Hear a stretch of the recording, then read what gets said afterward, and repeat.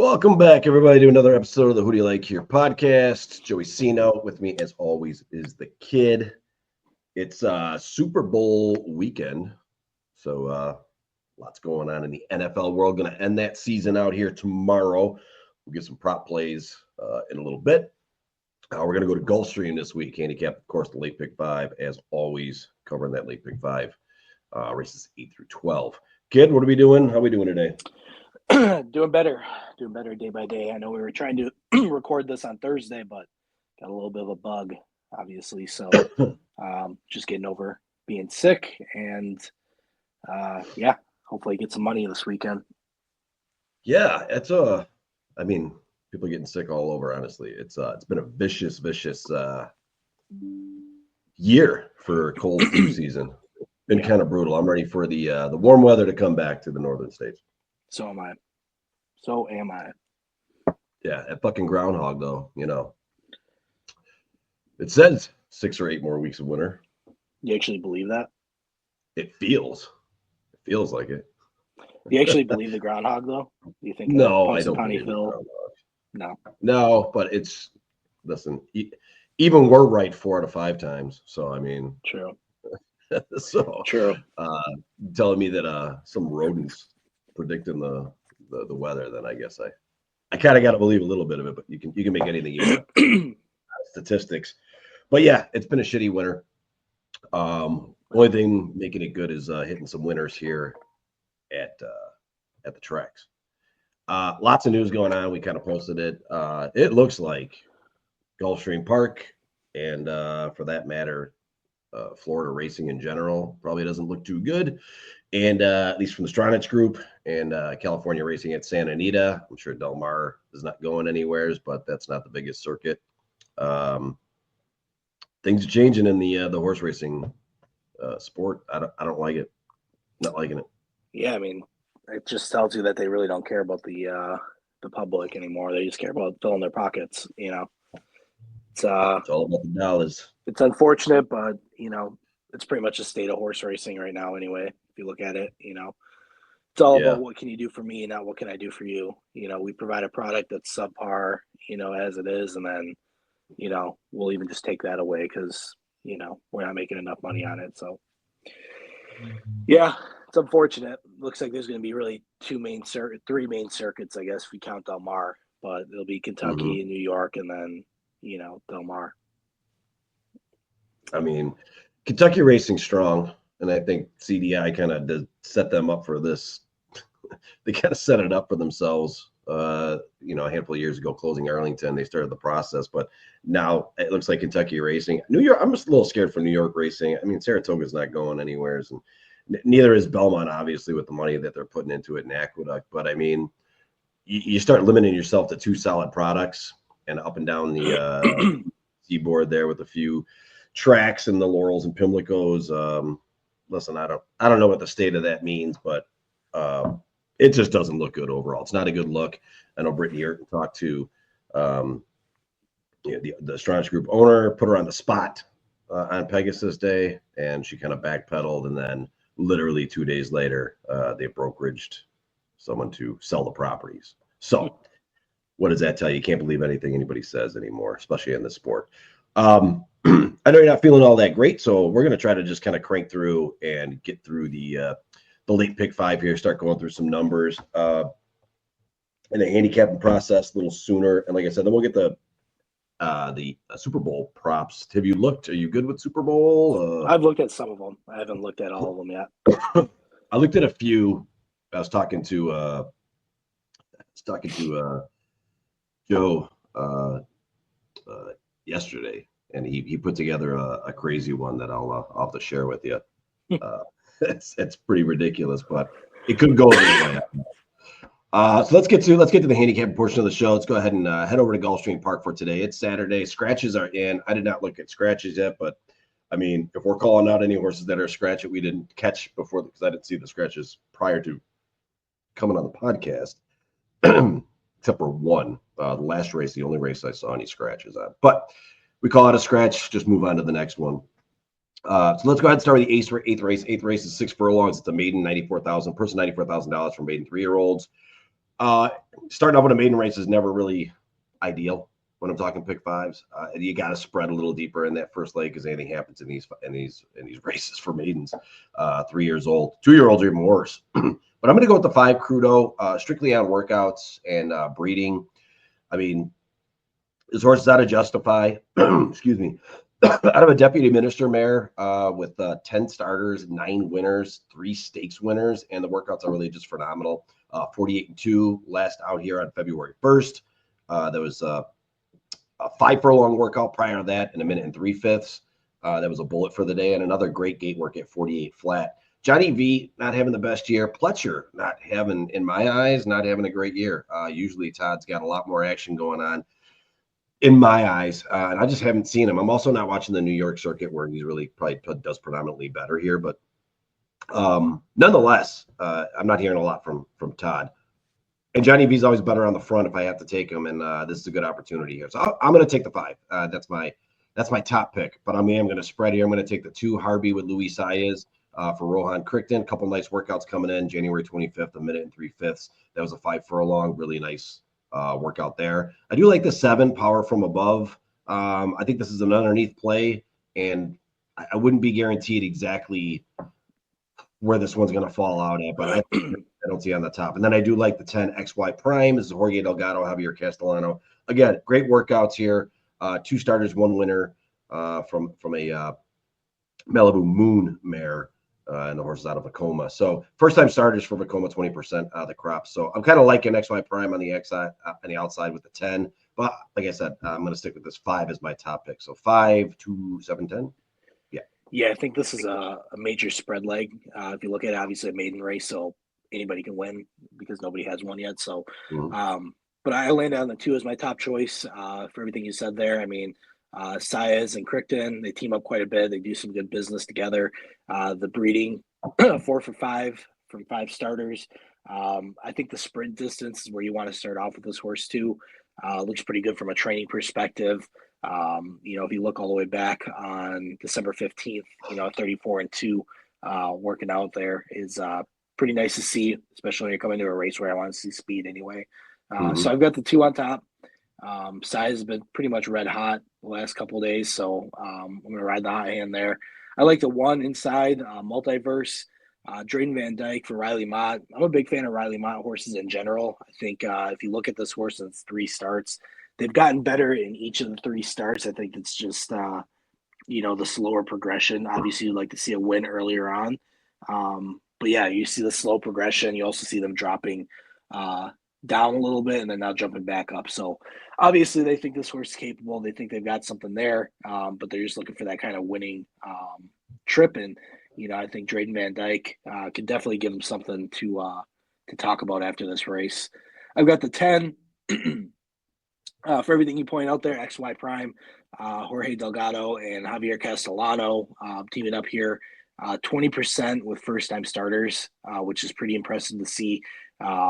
Dam has got some good stats, and Delgado, when he's got a horse, first-time starter on the dirt, you definitely want to take a look. He's got some pretty good stats to kind of back that up. But yeah, I like Javier there, and then I also, like I said, I think it's a spread race. So I went 4 deep. I thought this 12 was interesting as well. He's scratched. He is Well, scratched. scratched. Yep, Okay. 12 is scratched. So then, So then I guess I just have the 10, but I thought the 12 was interesting prior to that. Yeah, I thought so too. I just saw the scratches come through, so that 12 is scratched. Yep. Any thoughts on the 11? I know it's the next outside post there. Captain Eddie, 82 first-time out speed figure. We always talk about got to improve. That's a great first-time out at 65,000 with the 82 speed figure on the turf for 5 furlongs. So it was a turf race, I know, but the workouts, his gate workouts prior to coming in really showed that he was going to be on the move, and he did just that. 49-2 coming in. Nothing I'm jumping off here, but maybe gets the lead in this race. I don't really know. But yeah, gelding. First time gelding. Yeah. Potentially, there might be something there. If you're going to go deep, I wouldn't leave him off by any means. But, you got to go deep here. Yeah. You just have to. Okay. So give me your, let me get this down here so I can make sure the ticket goes out today. Give me your numbers again there, kid. 2 with the 110. 2, 1, 10. Okay. Got it. Yeah. So verticals, easy. Horizontals, spread. All right, gotcha. All right, let's go ahead and swing on over to the ninth race. Ninth race here is going to be 6 furlongs. This is a state bred optional claiming 20,000 condition, purse of $54,000 for 4-year-olds and upwards, which have never won a race other than maiden claiming or starter, or which have never won 2 races or a claiming price of 20,000. Sticking to the inside, Hurricane Nelson taking the inside. Good speed figures on the inside post position here. Those are all maiden races. First time against state breds. Really nice, strong race against winners. First time out. Same condition here. Optional claiming 20,000 condition. That was on November 16th. Kind of put it on the shelf for a little bit. Great workouts in December, January, and even coming in. That 5 furlongs and 102 is nothing really to kind of go crazy about. But I will say that the workouts are, the tab is steady, and they wouldn't be putting this horse back in off the layoff if I didn't think they felt this horse was ready to go. So if it can go back to the speed figures that it was hitting back there in last summer, at Saratoga and Belmont, I would say that we're in a really good spot. And like I said, ending the year with that against winners. Second with the Armio. You're getting Saez here. Saez is one of the best jockeys that you're going to get down there at the meet. So I like everything I'm seeing here for Christophe Clement. So I'm going to take the 1 on top. I am going to give a little roll here with the 4, Raging Fury. Castellano may have a day today for Nolan Ramsey.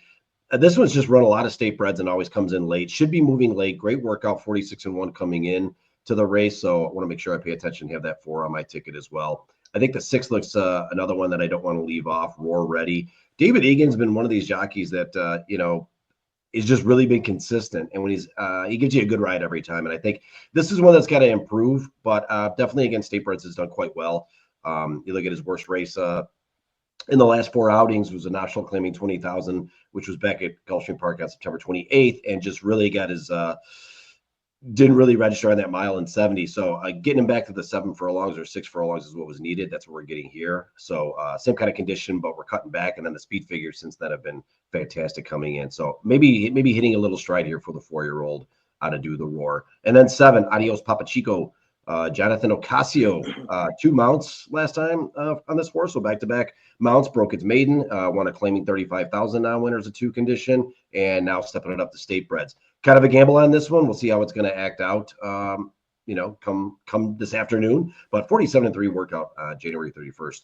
Really a nice workout coming in as well. So kind of spreading this one out again. Really not stamping anything here. Coming off the layoff, the 1 with the 4-6-7. Yeah, I had the 1 as well as my top pick. I think it makes the most sense.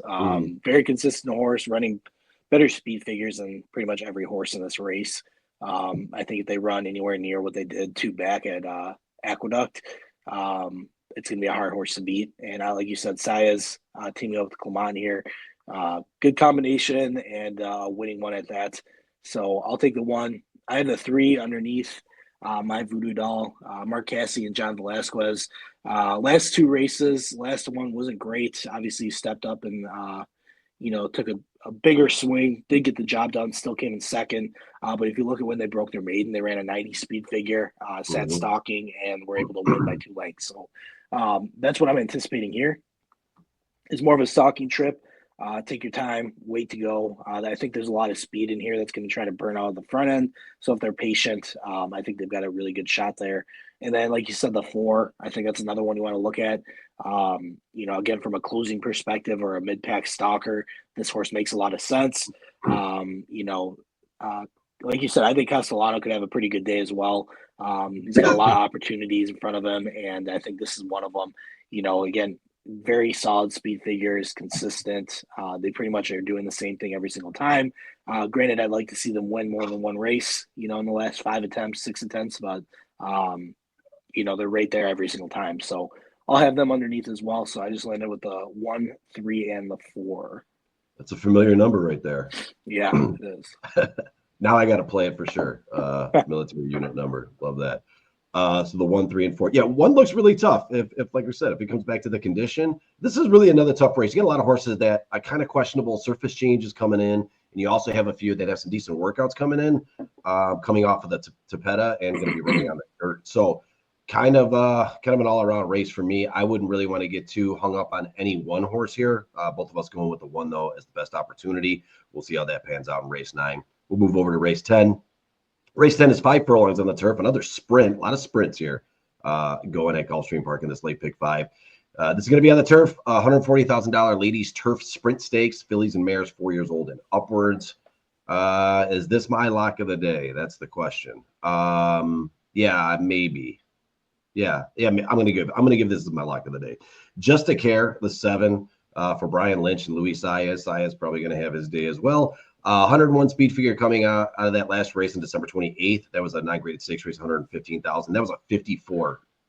That was a 54 flat. 20-1, 4 lengths off the pace. 42-3, staying that same position, and then a late move, 92 late pace figure, closing at a 54. It's the best time against anybody else in this race. In my opinion, it's beaten another horse in this race. So this would be my lock of the day. Let's see it just get out there, sit in a stalking position, and just blast past them all on the turn and never looks back. So give me the 7.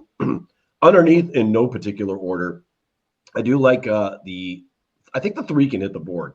Yaramio and Heather Smolin. Now, smaller winning barn, a lot of opportunities, not so much on the win side, very low trainer percentage numbers. But this is one that has just bounced back and forth from a few other trainers that do quite well. Most recently, Jose D'Angelo. And the workouts are really crazy. 59 flat coming in. I do like that. I like the 36 flat back on, December 27th. And June 28th was the last time you saw a kind of workout of that nature. And then they put it on the shelf in July. So since then, a couple of good workouts coming in. I think you could get it at a price, probably going to hit the board. So I don't want to leave that one off. So that's the 3. And then I do have going to the outside, excuse me, the 9 and the 8. I like Beauty at the Sea. Raylu Goodyears, this is one dropping class, cutting back in distance. Really, really interesting. 47-2 coming in on January 12th. What a great workout. That was 47-2 for 4 furlongs. And listen, been really, really consistent on the speed figures. 87-88, got a 91.3 back. I think you're going to see an improvement on that 88 last time off the Tapeta and coming here onto the turf. I think it prefers the turf better than it does the all-weather. So that's a boost here. I think Raylu, who's having, a little bit of a struggle. I wouldn't say struggle, but I mean, he's not doing as great as I think he would want to do, but he's always in it. And we know Raylu, we've talked to him. Best jockey out of 585, in my opinion. And this horse likes Gulfstream Park. 2 wins in a second out of 3 starts at Gulfstream. So maybe Raylu's got the magic here on that one. And I like the 8. Epona's Hope. This is just Joel and Plessa teaming up. This is a horse going to be winging. Don't know if it's going to be able to hold on for 5 furlongs. So that's why I like it on the underneath. So that'd be my tops. That'd be 7-3 with the 8-9-8. 7-3-9-8. Yeah, I've got the 9. That's my top pick. I think, when they moved this horse to an all-weather, they kind of, even though I wouldn't say lost form, it just didn't perform the best. It really screams to me that this is a turf horse. If you look at the 6 races prior to that, I mean, 4 of the last, 6, they were either winning or they just lost. So I think going back to the turf is kind of where you need to be here. The competition you're going against is nothing different than what they were racing against prior.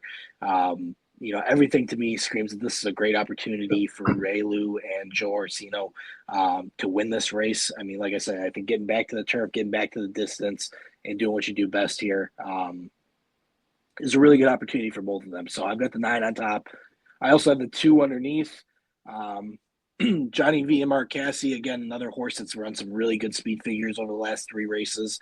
Last time out just missed, but could easily have been, going on a win streak with 2 races here in the last 2. Turf, again, very much, I think, the preferred surface. They have one on the all-weather, but, I think the turf is definitely going to be where they get their money done.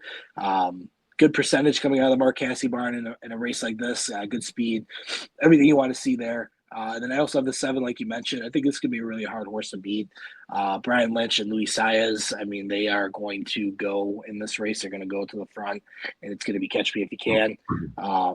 If they run a 101 speed figure, I think they run away with it. I think they have a really, really good opportunity here. 3 for 3 in their last 3 races, and all by a way of at the front end. So, I think it's going to be a tough one to beat. But if you're gonna make a splash, you're going to have to test Saez early here. So, I've got the 9 with the 2 and the 7 in this leg. Yeah, again, I like the 9 a lot. I think it's really in really good form. I think it's a really, like you said, a good boost here for Ray Lou.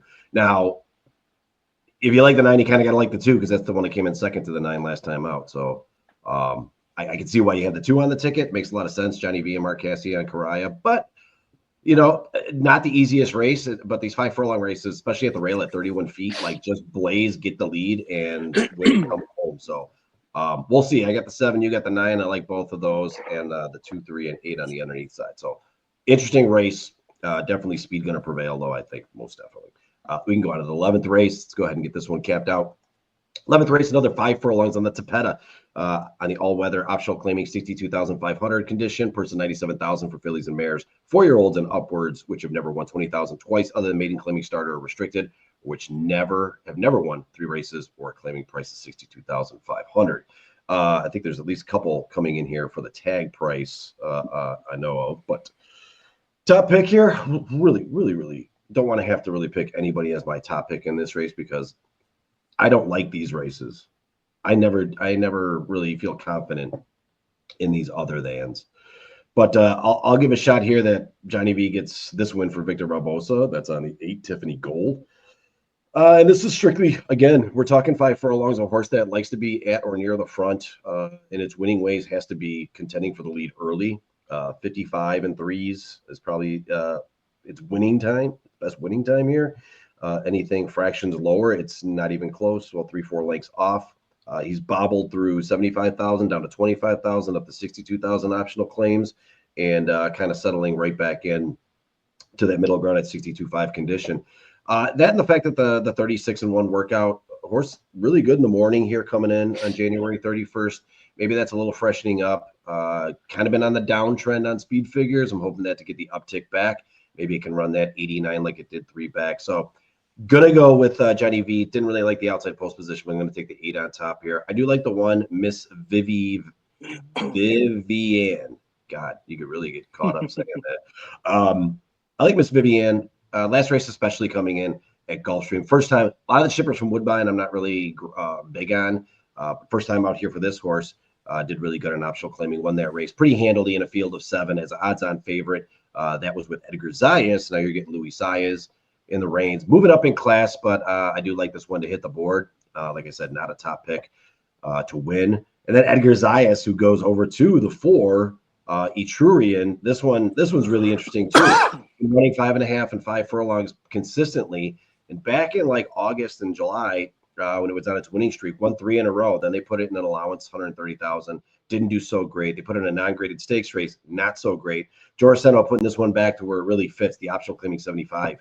This one's also in for the price tag at 62.5, and a great workout of 47 and 3 coming in for a 4 furlong work on December 31st.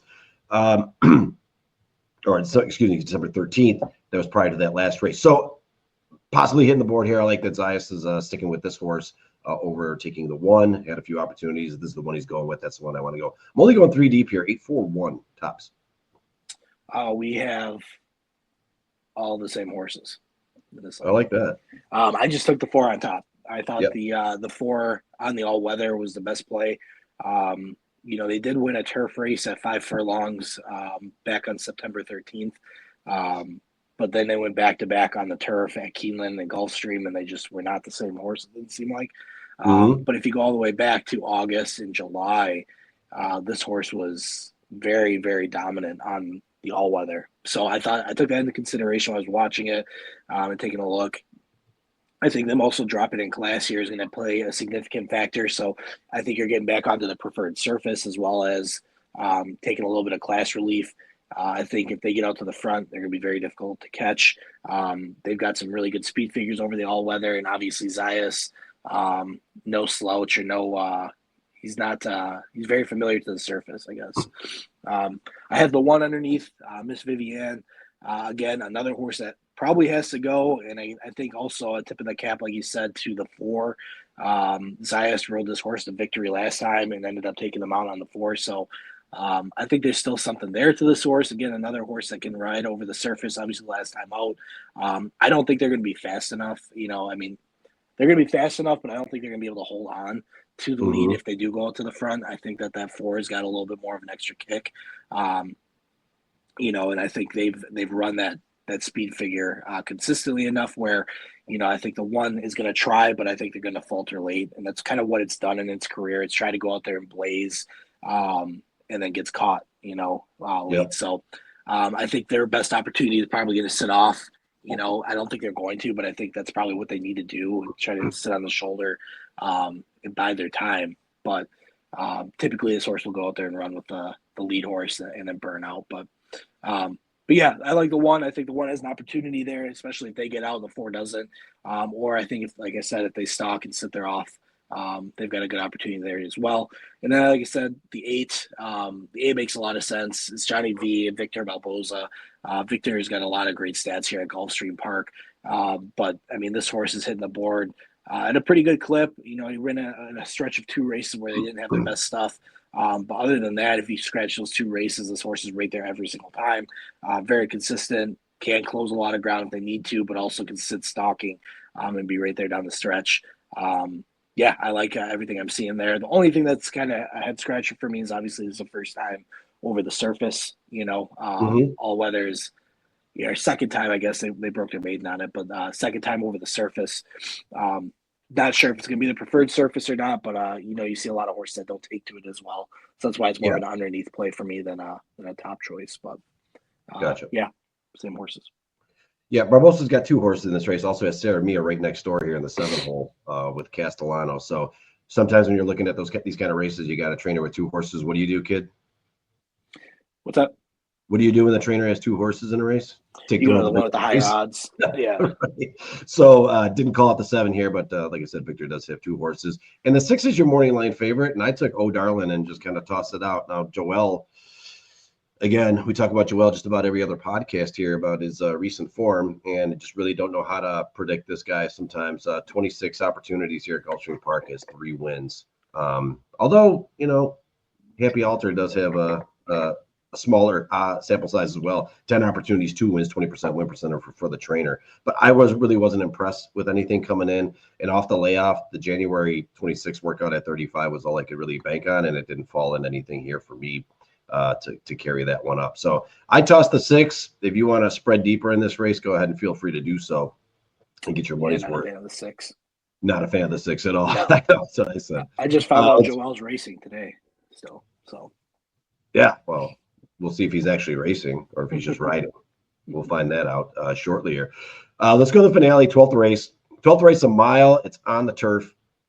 Back to the turf here, so we're finally getting a distance race. Optional claiming 35,000 versus 38,000 for 3-year-olds, which have started for a claiming price 35,000 or less, and which have never won a race other than maiden claiming or claiming price of 35,000. Rail's still at 31 feet, so they're going to protect the inside of this grass. That being said, trying to find anybody that can give me an opportunity to give a win. I got to go with somebody who can run to the front. I'm going to go for some odds here and wrap this pick 5 up with some double-digit odds in a wide open race in my affair here. I like the 4 Big Boy Jack, 85 speed figure coming in. Last race at a maiden 25,000. A little bit of a step up here. And the optional claiming 35,000, facing winners for the first time. But this is one that can go to the front, will go to the front. You got Yaramio, the ambassador of speed, one of the best gate men at Gulfstream Park. Should be out flying early. Can he hold on late at 12-1? Probably going to drift maybe up or down. This is so wide open, he may even actually stay at that morning line price. But I'll take it. I like a run for my money with a horse that can be up front with one of the best gate jockeys that are out there. So give me the 4. I'm also going to have the 5, Dreams of My Father. This one's Edgar Perez for Jose D'Angelo. First time on Lasix after breaking its maiden at 25,000. And first off the claim, 22% for Jose D'Angelo. So I like the combination there. Edgar is one of these very aggressive jockeys, not getting a lot of mounts, but I mean 120 mounts, 12 wins. I just like the kid in general. Workouts are average and pedestrian, except for one on January 15th, which was a nice 36-3 for 3 furlongs. And that was on the turf. So, yeah, give me Dreams of My Father as well. I'll also take right next door. I will take Joel Dual Income. 2 times back here when it broke its maiden, that was an off the pace. I don't like the off the pace thought process here, but it was at a route on the turf. I thought it was an impressive 80 speed figure. And now Joel's in the seat here. The 47-1 on January 31st is a nice workout. So I'll throw that one on the ticket as well. Just as an underneath play. Again, I'm not putting Joel on anything on top in this race or any other race for today. And then Last but not least, Dime Poppy Luis Saez on a horse that broke its maiden at 35,000 with a 76 speed figure through into 115,000 non-graded stakes race. Way too much class, too fast. Coming back down to reality. So the drop back down and the extended distance, I think, is not a problem if you're going back to its first debut. A mile probably really is the distance for this horse. I think you want to stick within that mile range. We'll see where Ronald Coy actually runs this horse next as far as distance. But on January 22nd, 59 and 4 for 5 furlongs. It's a really good workout, and another horse like many in this race, first time on the Lasix. So let's get some prices here. Give me the 4, probably is my top choice, wire to wire, gate to wire, and then 5, 6, 12. Yeah, this is also a very spread race for me. If I'm betting the pick 5, I am kind of bookending the spreads and trying to go I love skinny in that. the middle. Yeah, I think single where you can in the middle, book in Yeah. the end. And I landed on the 9 here. Win with Faith. It's Miguel Vasquez teaming up with Ronald Spatz. Last time out, I just really like to see that this horse could gobble up the ground they needed to get the job done. Granted, obviously the class is much lighter than what they're going up against today. But be that as it may, it was the first time Miguel Vasquez was aboard. Looks like he got the trip that he needed. And I don't know if it was a game plan or if it was kind of a, let the race come to us kind of race. But, Yeah. again, they made up 5.5 lengths, almost 6 lengths actually, early in the race, and then ended up winning right at the wire by a neck. So I like what I'm seeing there. It was right off the claim as well. So really good to see there. But I think the step up is going to be a question mark, obviously. I think are they going to be able to catch the front runners is going to be a question mark here, but I would hope to see what is going to be a similar trip in the 9. So I'll take a swing there. I like the 10 right to the outside there. I think this horse really has gotten kind of a shitty break, I guess, if it's a good way to say it, because they don't break very well at all. And the one race that they broke where they needed to, they ended up winning the race, and that was last time out. So I think if they get a better break, if they go where they need to be, and this is a sign of where they're going to be breaking in future races. I think that they've got a really good opportunity here. Because every time they've broken 6, 7, 8 lengths off, and it's pretty much game over from there. So when they break right on the shoulder of the leader, they're able to take the lead and get the position they want. And then, like I said, they won the race last time out, won by 4 lengths. So an easy win. Didn't have to go through traffic, didn't have to cover a bunch of ground. So that's the trip we're looking for here today. I think it's got a really good opportunity there. Again, Sweezy and Ruiz teaming up there. And then the very last one I had was sorry. No, you're okay. Oh, the 8. I had the 8 as well. Sell it, Javier Castellano. Again, I think he's due for a really big day here. He's been kind of quiet, but I think he's got a lot of good opportunities. Could close off the card. Again, another horse that just needs to break well, needs to be right there. It looks like they do, but if they get position, they sit off the pace. Could be a really good opportunity for them. They tried the turf one time and got the job done. So 1 for 1 over the turf at Gulfstream Park. When they tried the all-weather, did not take. When they were on the dirt, wasn't their best surface. So I think they may have found something with the turf, especially at a maiden 50K. Again, I think, Jose D'Angelo's got some good stats, especially with the Lasix here. Does some good stuff, and they've got the blinkers again. So I think everything you're looking at there, I think it's a good opportunity. I think it's a coin flip in this race, whoever you're betting. But again, I like to see that a horse that took well over the surface is getting back onto the surface to try it out again and see if they can close it out. So I went 9 with the 8 and the 10 in my closing race. Yeah, so that's 7-horse spread between you and me in that race. And you're covering basically the favorite, which is the 10 that you took. We've covered all the top 5 and then a couple big prices there on my 4 and 5. Maybe to finish off this pick 5 with a bang. Looks wide open in the beginning and the end, though. I couldn't agree with you more as far as the bookends are concerned. That's your pick 5. That is the pick 5 at Gulfstream running today. Make sure you check all the scratches here. Like I said, I know we caught a couple of them prior to coming in, but if they are, just move on. Take the next best in line. That being said, Super Bowl Sunday tomorrow. Kind of like the prop bets every year. Like to do that. Looked at a few of them. I'm going to give you that one that Joey Stats gave me yesterday. I thought it's pretty ridiculous. But when you're doing these kind of parlays on Super Bowl, if you know what the if you're predicting a certain game flow, then a lot of things have to fall in line. So um, he's taken Kareem Hunt first and last touchdown scorer. So the first touchdown and the last touchdown, meaning he's only going to be one touchdown. He's predicting a touchdown like at the end of the game or at some point. So it'll be the only touchdown score. So he'll get first and last. He's obviously KC's going to win because of that. It's also going to be a lot of field goals. So he's taking it over 3.5 on the field goals as far as successful field goals, and then under 36.5 for the most boring Super Bowl you ever see in your life, and a Kansas City win. That's a plus 25,000. Yeah, it sounds like it should be.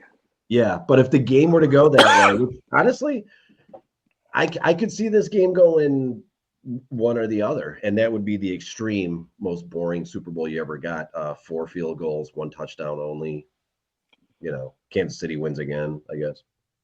I think it's going to be a lower scoring game. I don't think it's going to be a crazy blowout game, but I do think the Eagles are going to win. Yeah, I don't think it's going to be a 6 field goal game, but I think it's going to be, I might tease the under there because I think all of Kansas City's games have been pretty much the under. That's all. Yeah, they struggle to score. Too, They struggled to score like 30 points in only. I don't even know if they scored 30 points in a game this year. I know at one point they had no games of over 30 points. Most of them were like 21, 22 points. I like the Phillies as well. I like Philadelphia, the Eagles as well. I like them actually on the money line. Saquon Barkley, anytime touchdown. Rushing and receiving over 120 for Saquon. Dallas Goedert. I like him over 50 yards and over 3.5 catches. That's only a plus 500, but I still like that. I think Philly's going to win. I think too many people are jumping on the KC bandwagon right now. Yeah, three-peat is very difficult to do. But they are, if they do it, it just kind of solidifies Mahomes is, one of the best ever. So, in the NFL would fucking jizz for that to happen. So, the referee. Yeah, for sure. The refs. But I like the coin toss. I like heads. I'm going to go with heads this year. Okay. I think, if we can get the Gatorade, color, I'm going with orange. Okay. I like to do the I haven't looked at it this year yet, but they do the last touchdown scorer jersey over this number, over under this number. So I'll do that.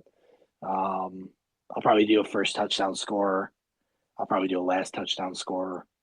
And then I kind of like for a first touchdown score, I like a defensive touchdown or like defensive or special teams touchdown. Yeah. That's higher, I think, too. I think I thought the odds were a little higher than normal on the defensive score, first score. Yeah. Yeah. What else did I like here? I'm trying to think here. Yeah, that's all I got right now but usually, like I said, I do my best work at the kiosk when I put my bets in. So yeah. I like heads this year as well. I like yellow for the Gatorade color. Tricky this year as far as the last touchdown score.